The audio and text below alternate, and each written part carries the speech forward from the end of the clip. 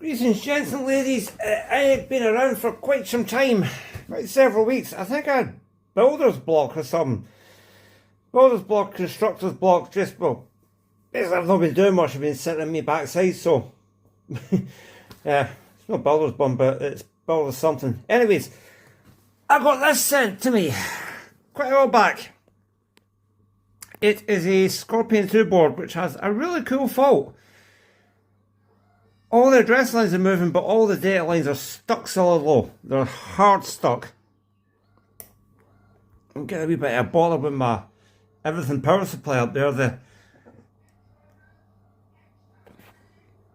switch is a wee bit iffy, but anyways. Oh god, finger in the white. That's better. If I grab a data line, you see they're hard low. But other stuff's moving. I think that's a really cool fault. I've never seen that before. You've got all the data lines stuck hard low. I mean, that's D3, 4, 5, 6, 7. They're all stuck solid low, but then you grab anything else. I mean, there's an address line. And we're moving. Obviously it's not booting. We've got a reset button here, but it's coming out of reset at power up anyway with a slight glitch in the power levels as it starts up. There's something able to do that, but I'll press it anyway. And all that's doing is the owner of the board, when he was trying to fix it, he bypassed TR1 on my advice, which is the reset transistor. So pressing that button just pulls reset low.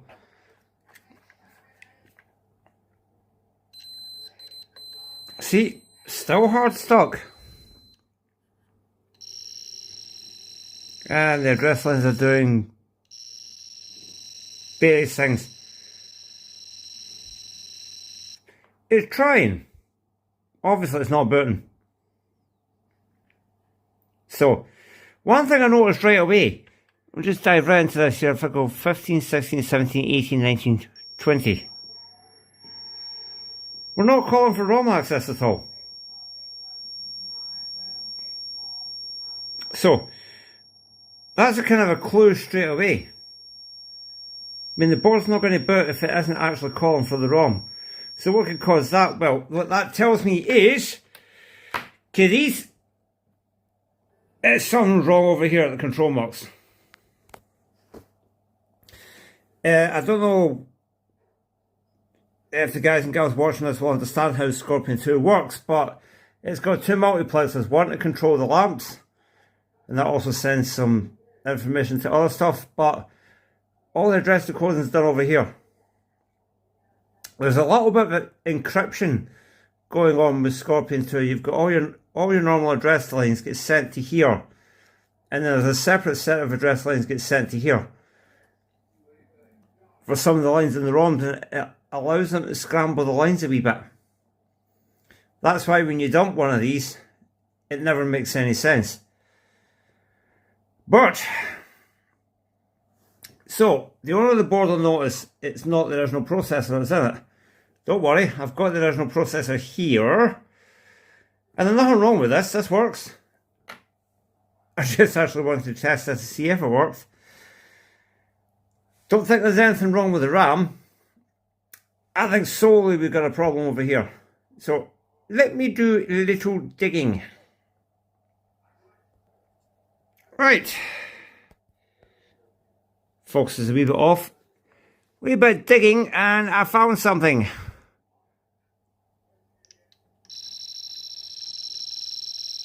There's an address line.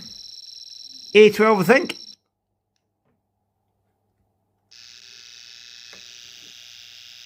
That doesn't sound right.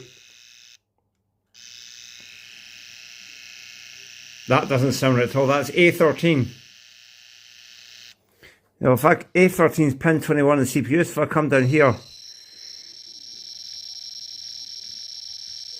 mean, it sounds to me like it's freewheeling, it's not running properly, but that does not sound like that. Oh, come on, focus for God's sake.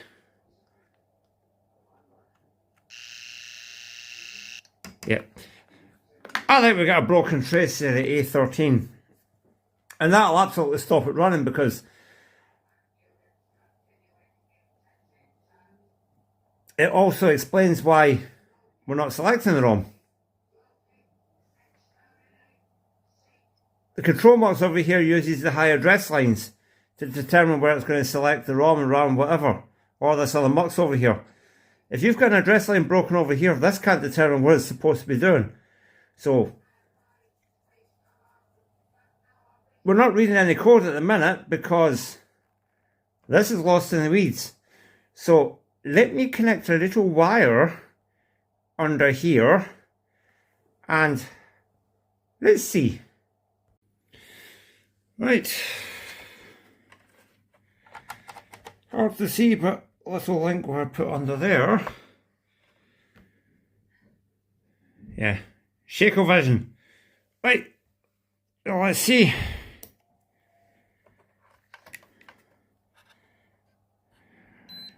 Fifteen, 16, 17, 18, 19, 20.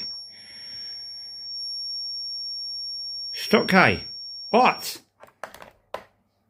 hold on.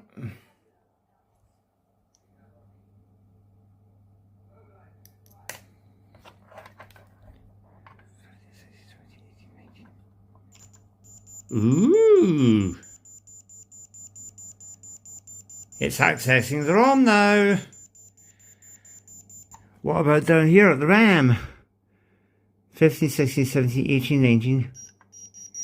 And we're accessing the RAM. That's a very, very, very good sign. How's about we go get an alpha display and see what this is actually doing now? Right, one alpha display, which I thought was dead.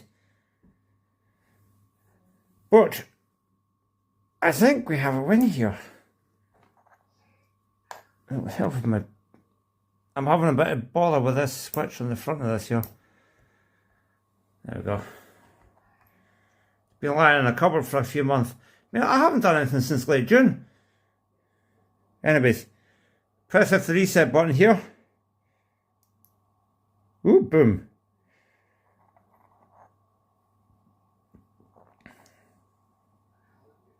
Hold on, turn the light off. Let's do that again. Yep. The board is starting up. Now the game that's in there is... I'm not entirely sure what game that is, but it's obviously uses a different type of alpha display. But that's working. It is working. See?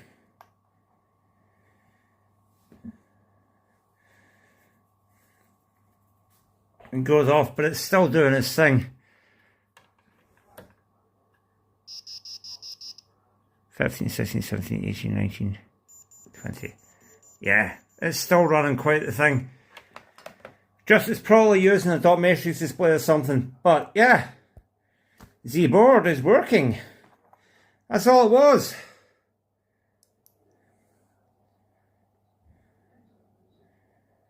This actually gives me something of an idea. I do have something a little bit fancy up the stairs, but I don't know if I could rig it up tonight. Maybe do it first thing in the morning, but that's all it was. Cut line at address line A13.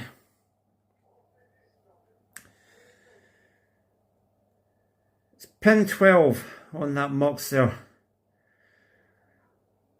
Just something subtle. I didn't think it would be much, but we couldn't find it over the messenger sort of thing. It's one of these ones you'll look for, but it's very easy to get lost in the weeds with these things because there's a few different things you have to check for, but a rule of thumb, if you're not selecting ROM or RAM, something's wrong over here. It'd be different if the CPU was halted altogether, then you've got a problem here, but if the CPU is running, but you're not selecting anything, but your address lines are moving, then Yeah, check the control box. And that would be why it was showing all zeros at the RAM, because that's all this would be sending back, because it wouldn't actually be...